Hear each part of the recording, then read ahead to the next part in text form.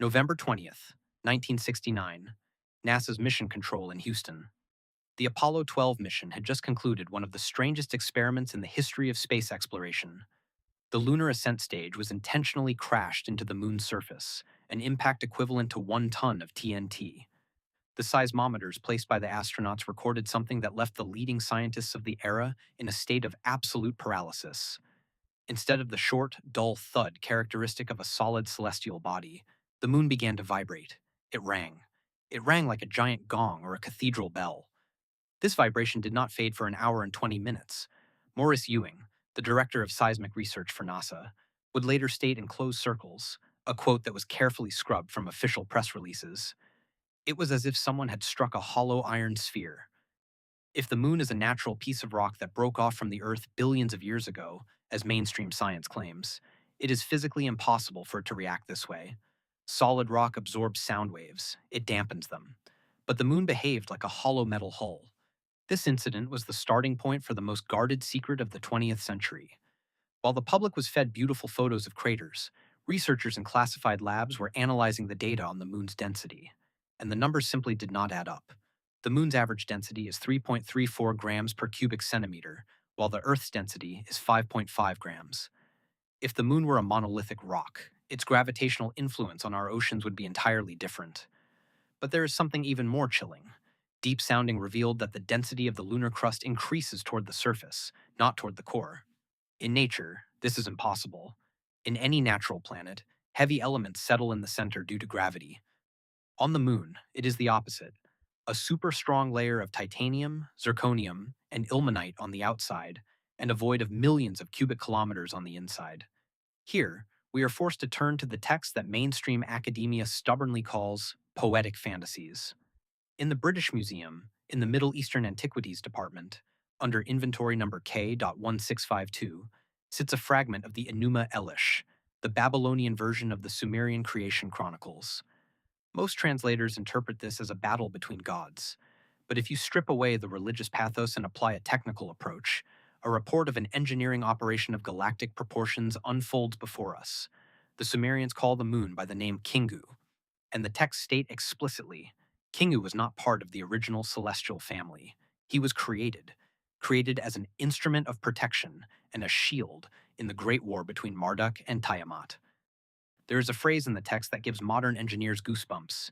He made Kingu great. He made him a celestial advisor.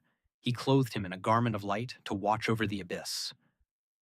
In Sumerian technical terminology, watching over the abyss often referred to monitoring the space between planets. If Kingu was a shield, it explains why the moon's surface is composed of 10% titanium, an element used on Earth for the construction of spacecraft and nuclear submarines. But the mystery goes deeper. If the moon is a satellite, why is it so large? It is the only satellite in the solar system that is 1/4 the size of its planet. No other planet has a companion of such proportions. Furthermore, the moon is positioned at a mathematically impossible distance. It is exactly 400 times smaller than the sun, and it is exactly 400 times closer to the Earth than the sun. This coincidence is what allows for a total solar eclipse, where the moon covers the sun perfectly. The probability of this occurring naturally is billions to one. It is a mathematical signature, a sign of deliberate placement. Perhaps the most terrifying evidence comes from the maps. If you look at the oldest Sumerian star charts, predating the era of the Great Flood, you will find something that terrifies astronomers. The moon is not there. In the earliest records of the time before the kings, the sky is described as having no silver orb. The ancient Greeks, such as Aristotle and Democritus, also referenced a time when the moon did not exist in the firmament. They called the inhabitants of that era proselenes, those who lived before the moon. If the moon appeared 12,000 to 13,000 years ago, right around the time of the Great Catastrophe and the fall of the Sumerian gods, we must ask, what is it doing there? The Sumerian tablets describe Kingu as a vessel of the Watchers. They claim it is a hollow sphere where the messengers reside, monitoring the genetic experiment on Earth. This brings us to the maskins, the mass concentrations found on the moon.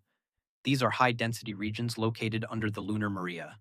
Mainstream science says they are buried asteroids, but the Soviet scientists Mikhail Vasin and Alexander Shcherbakov proposed a much more radical theory in 1970. These are the structural supports of an internal frame. the internal skeletal beams of a hollow artificial craft. When the Apollo 14 astronauts tried to drill into the moon's surface, they encountered a resistance that should not exist in natural rock. The drill bits, designed to cut through the hardest basalt, were blunted within inches. What did they hit? The Sumerian tablets speak of the casing of the gods, a shell that no weapon of the earth can pierce. Modern analysis of the lunar soil brought back by the missions revealed particles of pure iron and brass.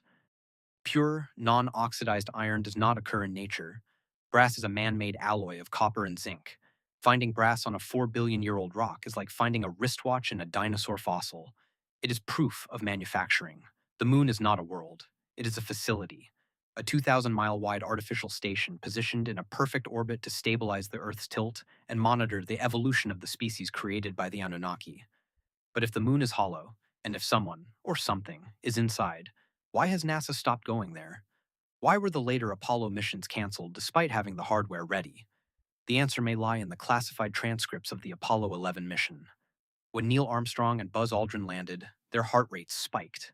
In a leaked transmission, Armstrong reportedly whispered, "They are here. They are parked on the edge of the crater. They are watching us. We are not alone in our orbit." The Sumerians knew it. The Apollo astronauts saw it. And the moon itself, zinging like a bell with every impact, continues to broadcast a truth that mainstream science is too afraid to acknowledge. The shield of Kingu is still active, and those who placed it there have never left. If the ringing of the moon after the Apollo 12 crash suggested a hollow interior, the chemical analysis of the dust brought back to Earth suggested something even more impossible. When NASA scientists first began to analyze the lunar samples, they expected to find a composition similar to Earth's mantle. Instead, they found a paradox that remains unsolved to this day. The moon's surface is not just covered in dust, it is covered in a highly processed, metallurgical nightmare. In 1970, two senior members of the Soviet Academy of Sciences, Mikhail Vesin and Alexander Shcherbakov, published a paper in the journal Sputnik that was so radical it was immediately suppressed in the West. It was titled, "Is the Moon the Creation of an Alien Intelligence?" They didn't base their theory on myths, but on the sheer absurdity of lunar geology. They proposed that the moon is not a planet, but a giant hollowed-out spaceship, an artificial satellite protected by a dual-layered hull.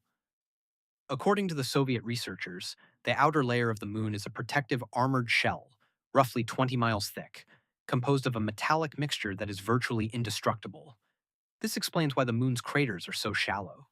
Even the most massive asteroids, hitting the moon at 30,000 miles per hour, should leave craters miles deep. Yet, they never penetrate more than 2 or 3 miles. It's as if they are hitting a reinforced titanium floor. The Sumerians had a name for this impenetrable barrier. In the lost tablets of Enki, they refer to the moon's surface as the skin of the great serpent, a material that extinguished the fire of falling stars. But it's the chemistry of this skin that defies logic. Lunar rocks were found to contain 10 times more titanium than the most titanium-rich rocks on Earth. On our planet, titanium is a rare and difficult to extract element, essential for supersonic jets and deep-sea reactors. On the moon, it is everywhere. Even more disturbing was the discovery of processed metals like brass, mica, and the presence of neptunium-237 and uranium-236. These are radioactive isotopes that do not occur in nature. Uranium-236 is a long-lived radioactive waste product found only in spent nuclear fuel and reprocessed uranium. To find it on the moon is not a geological anomaly, it is a smoking gun. It is evidence of nuclear activity, evidence of a power source that once hummed beneath the lunar crust. The Sumerian star charts, specifically those found in the library of Ashurbanipal, tablet K.6332, describe the moon as the vessel that carries its own light. For decades, translators assumed this referred to reflected sunlight. But the original cuneiform is more technical.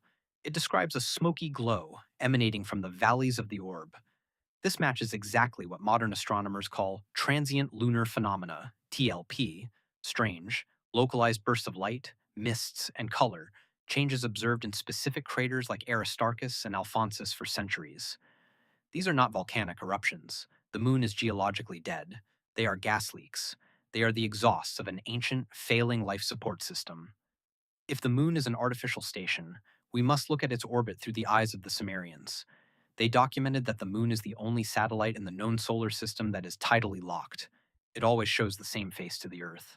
It does not rotate in a way that allows us to see its far side.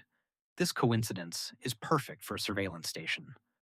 One side remains permanently pointed at the subjects of the experiment, while the far side remains hidden from our view, providing the perfect hangar for the messengers described in the Atrahasis. In the Sumerian text, The Descent of Inanna, there is a passage that has long confused scholars. It describes a gate in the sky that leads to a palace of mirrors. When you compare this to the high-resolution photos taken by the Lunar Reconnaissance Orbiter, you begin to see what the Sumerians were describing. In the region of the moon known as the Mare Crisium, there are geometric structures that resemble massive glass towers and bridges.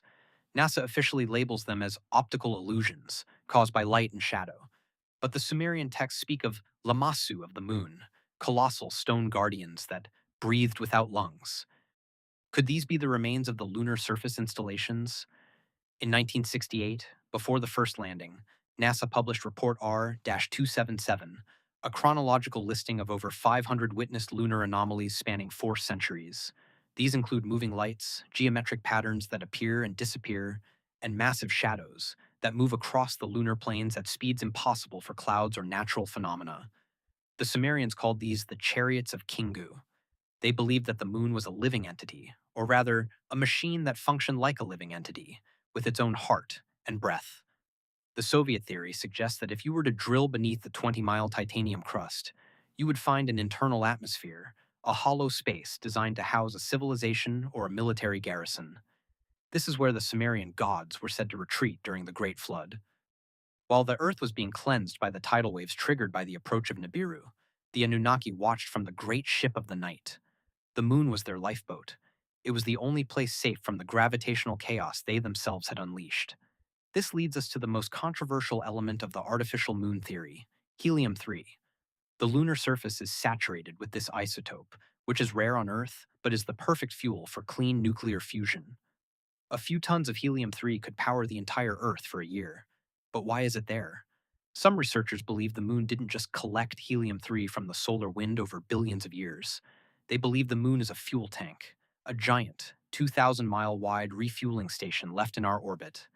If NASA discovered the moon was artificial during the Apollo missions, it explains why they stopped. It explains the quarantine of the astronauts and the sudden shift in focus toward Mars. In the classified transcripts of Apollo 15, there is a moment where the astronauts are describing a glass-like bridge over a canyon. The transmission is suddenly cut and replaced by white noise. When it resumes, the astronauts are speaking in a strained, formal tone, as if a supervisor has entered the room. The Sumerians warned that the shield of Kingu was not ours to possess. They believed that those who inhabit the moon, the Watchers, were the real owners of the Earth. We are merely the crop they are tending. The moon is the farmhouse. It is the place where the records are kept, where the genetic samples are stored, and where the final judgment will be coordinated when the 3,600-year cycle of Nibiru concludes. Mainstream science will tell you that the moon is a dead rock, a cold remnant of a violent past. But the seismographs don't lie. The titanium crust doesn't lie. And the Sumerian tablets, which correctly predicted the existence of the outer planets and the structure of DNA, don't lie. The moon is not what you see in the night sky. It is a machine, it is a ship, and it is still occupied. If the moon is indeed a hollowed-out artificial craft, as the Soviet scientists suggested and NASA's seismic data implied, then the most pressing question remains: who built it, and is anyone still inside? To answer this, we must look beyond the sterile reports of modern astronomy and return to the specific Sumerian texts that describe the garrison of the sky. In the Epic of Atrahasis, the Sumerians distinguish between two groups of gods: the Anunnaki, who descended to Earth to mine the gold, and the Igigi, a group of 300 beings who stayed in the heavens to monitor the operations. The tablets are explicit. The Igigi were the Watchers. They resided within the orb of Kingu, serving as the orbital administrators of the Earth experiment. But around 13,000 years ago, the texts record a massive rebellion. The Igigi grew tired of their eternal watch. This celestial mutiny, described in the Enuma Elish, coincides perfectly with the sudden arrival of the moon in Earth's orbit and the global cataclysm that followed. Mainstream archaeology ignores the Proselyene records, yet they are found in almost every ancient culture. The Arcadians of Greece, the indigenous tribes of the Bogota Highlands, and the oral traditions of the Zulu in Africa all state the same impossible fact. There was a time when the moon was not there. The Zulu legends, passed down through shamans like Credo Mutwa, describe the moon as an egg brought from many world years away by two brothers, Wawan and Mpanku. They claim the moon was hollowed out and used as a ship to travel across the stars. This arrival, they say, caused the Great Water to cover the Earth. This is the missing link in our history. The arrival of the moon, a 2,000-mile-wide artificial station, dragged into our orbit roughly 12,000 years ago. The gravitational shock of its arrival triggered the melting of the glaciers, the collapse of the vapor canopy, and the Great Flood described in the Sumerian Genesis. The moon was not a natural companion. It was a cosmic intervention, and its watchers, the Igigi, have never left. During the Apollo 17 mission, the last manned flight to the moon, the astronauts were sent to the Taurus Littrow Valley. While the public saw them collecting rocks, the leaked transcripts suggest they were looking for something else. Harrison Schmitt, a geologist and astronaut, famously shouted, "I see orange soil." NASA quickly explained it as volcanic glass. But in the unedited transmissions, there is a discussion about geometric fragments and structures that look like mirrors. One of the most suppressed photos from the Apollo era is AS10-32-4822. It depicts a massive, 1.5-mile-high structure in the Sinus Media region, nicknamed the Shard. It is a spindly, geometric tower that casts a long, sharp shadow. It cannot be a mountain. Lunar mountains are rounded by billions of years of micrometeoroid bombardment. The Shard is vertical, skeletal, and highly reflective. It is a communication tower, or perhaps a structural pylon of the internal frame. Then there is the monolith in the Tycho crater. In 1966, the Lunar Orbiter 2 took a series of photos of the moon's surface from an altitude of 30 miles. They captured 6 or 7 pyramid-like structures arranged in a mathematical pattern, similar to the layout of the Giza Plateau. The Russian scientist Dr. Ivan Sanderson, after analyzing the shadows and the height-to-width ratio, stated, "The probability of these being natural is 0. They are geometric, they are positioned on a grid, and they are enormous." NASA's response was a familiar one: a camera glitch. But glitches do not cast 500-foot shadows that perfectly match the sun's angle. If these structures are on the surface, what is on the far side?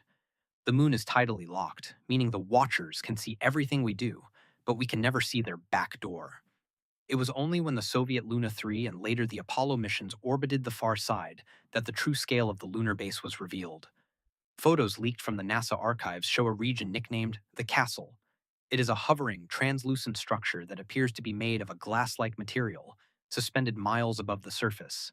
This matches the Sumerian descriptions of the Palace of the Igigi, which was said to be built of crystal and floating in the darkness. Modern optics suggest that if the moon is a spaceship, it would need massive internal heat regulation systems. The far side is littered with maskins, mass concentrations. These are regions of high-density gravity that pull on spacecraft as they pass. Mainstream science says they are dense metal asteroids buried under the surface. But a more logical engineering explanation exists. The maskins are the engines. They are the gravitic stabilizers that hold the moon in its mathematically perfect, locked orbit. The Sumerian tablets say that the heart of the moon contains the tablet of destines, the central computer that controls the Earth's tides and the frequency of human consciousness. This may sound like science fiction, but in 2011, NASA's Grail mission discovered that the moon's gravity is far more complex than any other body in the solar system. It pulses. It has a rhythmic vibration. What the Apollo astronauts really found was not a dead rock, but a functioning, high-tech facility. In the classified Apollo 11 transcripts, Neil Armstrong is heard talking to the medical officer about them. He says, "They are lined up on the other side of the crater, watching us." When he was later asked about this in a private interview at a 25th anniversary event, he compared himself and the astronauts to children who had wandered into a forbidden playground. Why did we stop going? Because we were told to. The Sumerian prophecies in the Epic of Era warn of a time when the Watchers will close the gates of Kingu, and humanity will be left to its own devices until the time of the end. In the 1970s, after Apollo 17, the gates were closed. Every subsequent mission to the moon has been robotic, and every high-resolution photo of the far side has been airbrushed or sanitized before public release. But the data is leaking. The moon is zinging like a bell because it is a hollow hull. The titanium on the surface is an armored casing. The Watchers are the Igigi of the Sumerian texts, still monitoring the genetic experiment they helped create. And as the Earth enters the final phase of the 3,600-year cycle, the moon is beginning to wake up. Transient lunar phenomena, the lights, the mists, the glows, are increasing. The shield of Kingu is preparing for something. The Sumerians wrote that when the great sun, the 10th planet, Nibiru, returns, the moon will change its face. We are now seeing the beginning of that change. We are seeing the Watchers move their craft. We are seeing the truth that has been hidden for 12,000 years. Our moon is not a moon. It is the flagship of an ancient fleet, and its crew is still at their stations. We have examined the seismic ringing of the moon, the impossible titanium-heavy armored hull, and the geometric ruins of the far side. We have looked into the eyes of the Igigi, the 300 Watchers, who the Sumerians claimed have manned this station for 12 millennia. But the final, most damning piece of evidence is not hidden in a museum vault or a classified NASA transcript. It is visible to every human being on Earth during a total solar eclipse.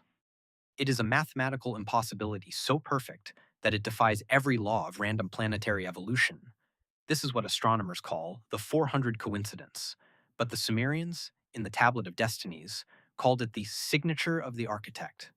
Consider the numbers that the world's governments hope you never calculate for yourself. The sun is approximately 400 times the diameter of the moon. However, the moon is also positioned at a distance that is exactly 400 times closer to the Earth than the sun.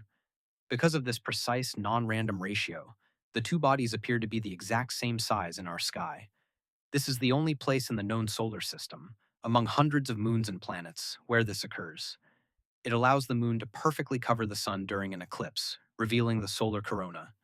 Isaac Asimov, one of the most brilliant scientific minds of the 20th century, once admitted that this coincidence was the most unlikely event in the history of the universe. The Sumerians didn't call it a coincidence, they called it a calibration mark. They believed the moon was positioned with surgical, gravitic precision to serve as a biological regulator, a machine that uses solar energy and gravitational resonance to manage the pulse of life on Earth. But why regulate us? Why place a 2,000-mile-wide artificial station in such a perfect, locked orbit? The Lost Book of Enki provides a chilling answer that resonates with modern neuroscience. The Sumerians believed that human consciousness is tied to the lunar cycle through the breath of the Igigi. They claimed the Watchers inside the moon use the lunar frequency to keep the human essence, our DNA and our pineal gland, within a specific range of behavior. This is the biological origin of the word lunacy. When the moon's internal engines, the maskins, shift their output, human history changes. Major shifts in human civilization, from the Renaissance to the World Wars, were not accidents of sociology. They were tuning adjustments, made from the lunar station to see how the primitive worker would react to new stimuli. This leads us to the most terrifying astronomical fact of our era: lunar recession. In 2017, NASA confirmed that the moon is receding from the Earth at a rate of 3.8 centimeters per year. Mainstream science says this has been happening for 4 billion years, but if you calculate that backward, the moon would have been touching the Earth just a billion years ago, which contradicts the geological record. The Sumerian prophecy of the darkened orb tells a different story. It claims that the moon was brought here for a fixed duration, a lease of 12,000 Earth years. According to the Sumerian timeline, the moon arrived at the end of the last ice age, around 10,800 BCE, to stabilize the Earth's axis and oversee the reconstruction of humanity after the Great Flood. Do the math: 10,800 BCE to the present day is approximately 12,800 years. We are at the end of the experiment. The recession is not a natural orbital decay. It is the beginning of a departure sequence. The moon is literally unplugging itself from the Earth's gravitational field. This is the true, classified reason for the global space race. The Artemis mission and the sudden rush by China and Russia to establish lunar bases are not about science or national pride. They are a desperate, panic-stricken attempt by the world's power elite to reach the lunar facility before the Watchers depart. They are trying to grab the keys to the kingdom. They want the technology of the Maskins, the gravitic engines that can manipulate time and space. But the Sumerian texts warn that when the Great Sun, the 10th planet, Nibiru, makes its closest approach, the Igigi will withdraw the shield and leave the crop to its fate.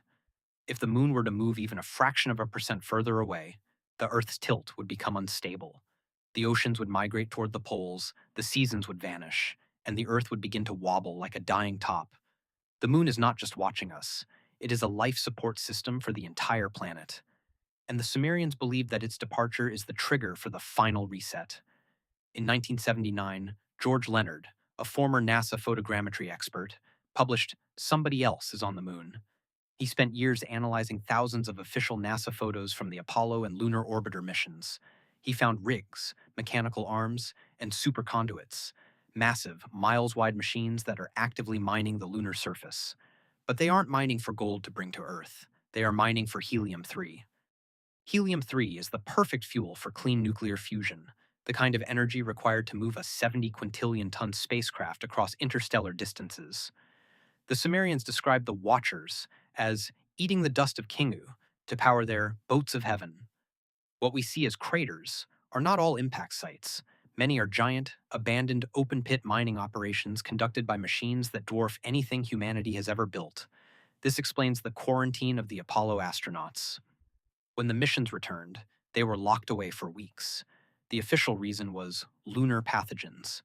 The real reason was to ensure they didn't speak about the active hum they heard through the lunar floor, or the massive crystalline structures they saw on the far side. In a leaked 2006 interview, a former high-ranking NASA official admitted that the Apollo program was terminated because they told us to stay away.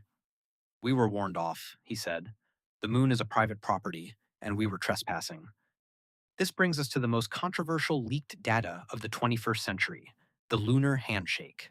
In 2014, independent researchers using high-frequency radio telescopes detected a signal emanating from the Aristarchus crater. It wasn't a natural radio burst. It was a 19-digit prime number sequence, a ping, directed at the outer solar system, specifically toward the returning orbit of Nibiru. The moon is acting as a beacon, signaling to the gods that the experiment on Earth has reached its conclusion. The Sumerian tablet of the Seven Gates describes the moon as the first gate. It is the security checkpoint of our solar system. For 12,000 years, the Igigi have sat in their titanium-armored hull, recording every war, every religious crusade, and every genetic breakthrough of the human race. They have seen us move from the bronze sword to the hydrogen bomb, and according to the Epic of Era, the report they are preparing is not a positive one. The Anunnaki didn't create us to be their equals. They created us to be a stable, productive labor force. But we have become noisy. Our nuclear tests have damaged the delicate electromagnetic balance of the lunar matrix. We have become a threat to the stability of the local star system. The Watchers are not our guardians. They are the laboratory technicians of a 2,000-mile-wide biological experiment. In the Atrahasis, the god Enlil complains that the noise of humanity has become so loud that he can no longer sleep. This noise refers to the chaotic frequency of a species that has achieved high technology, but remains at a primitive level of spiritual and social development. We have the power of the gods, but the temperament of the Adamu, the primitive worker. We have failed the final evaluation. This is why we are seeing a global UAP/UFO surge. These craft are not coming from distant galaxies. They are tenders coming from the moon. They are monitoring our nuclear silos, our genetic laboratories, and our deep-sea installations. They are taking inventory before the warehouse is closed. The Sumerian prophecies in the Temple of Eridu warn that when the great sun, Nibiru, returns to the sky, the moon will change its face. This likely refers to the moon turning on its engines and revealing its true mechanical nature to the world. The governments of the world know this. They have known since the 1950s.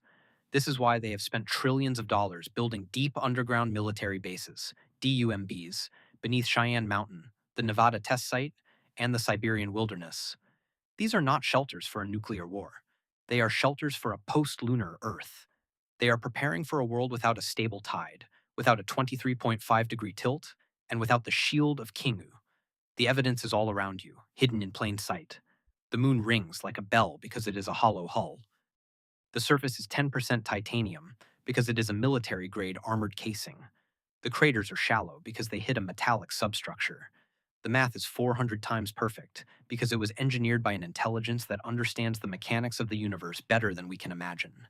And the Sumerians, the first advanced civilization on Earth, left us the blueprints and the warnings. We were told that human history is a slow, random climb from the cave to the stars, but the truth is far more unsettling. We are a designed species, living in a controlled habitat, monitored from a silent silver station that was dragged into our orbit to save our gods and manage our evolution. Neil Armstrong, in his final public address at the White House, stood trembling and said, "There are great ideas undiscovered, breakthroughs available to those who can remove one of truth's protective layers. The moon is the ultimate protective layer. It is the greatest deception in human history, a 2,000-mile-wide alien flagship pretending to be a cold, dead rock. As the 3,600-year cycle of Nibiru closes, look up at the night sky, but don't see a satellite. See the garrison of the Igigi, see the vessel of Kingu, because the Watchers are almost done with their report.